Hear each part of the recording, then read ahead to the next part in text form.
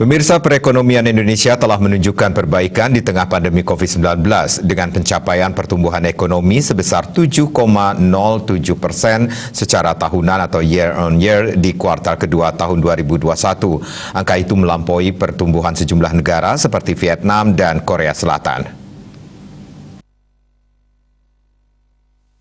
Menteri Koordinator Menko Bidang Perekonomian Airlangga Hartarto menyampaikan, pertumbuhan ekonomi Indonesia tumbuh 7,07% secara tahunan year on year, tertinggi sejak era krisis subprime mortgage atau penyebab krisis finansial global pada 2008.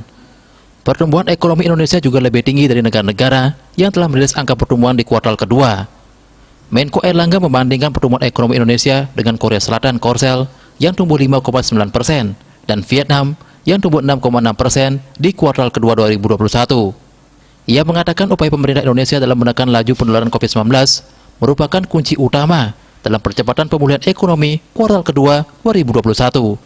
Pertumbuhan ekonomi Indonesia didorong oleh pertumbuhan konsumsi rumah tangga yang pada kuartal kedua 2021 mencapai 5,9% year on year.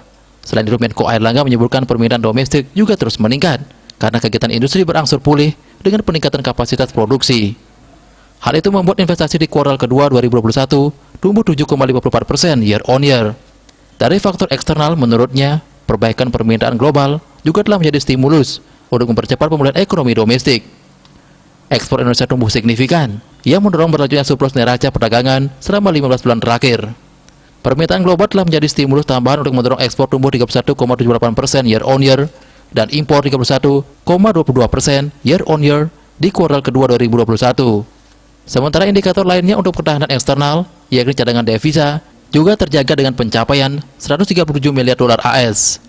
Kedepannya, pemerintah tetap mengutamakan kebijakan pengendalian COVID-19 sebagai persyaratan pemulihan ekonomi. Maka dari itu, pemerintah juga telah menambah anggaran penanganan COVID-19 dan pemulihan ekonomi nasional (PEN) menjadi 744,7 triliun rupiah pada 2021. Kementerian Keuangan juga memprioritaskan anggaran kesehatan dan perlindungan sosial pada 2021 dan 2022. Pada 2022, pemerintah berkomitmen untuk mencapai pertumbuhan ekonomi sebesar 5 hingga 5,5% year on year. Beberapa strategi pemerintah ke depan antara lain adalah menerapkan Undang-Undang Cipta Kerja, yang salah satunya adalah dengan meluncurkan sistem pengurusan perizinan berbasis risiko (OSS). Selain itu, pemerintah juga sudah mendirikan Lembaga Pengelola Investasi (LPI) untuk meningkatkan dan mengoptimalkan investasi yang dikelola dalam jangka panjang sehingga dapat mendukung pembiayaan pembangunan. Bali Post melaporkan.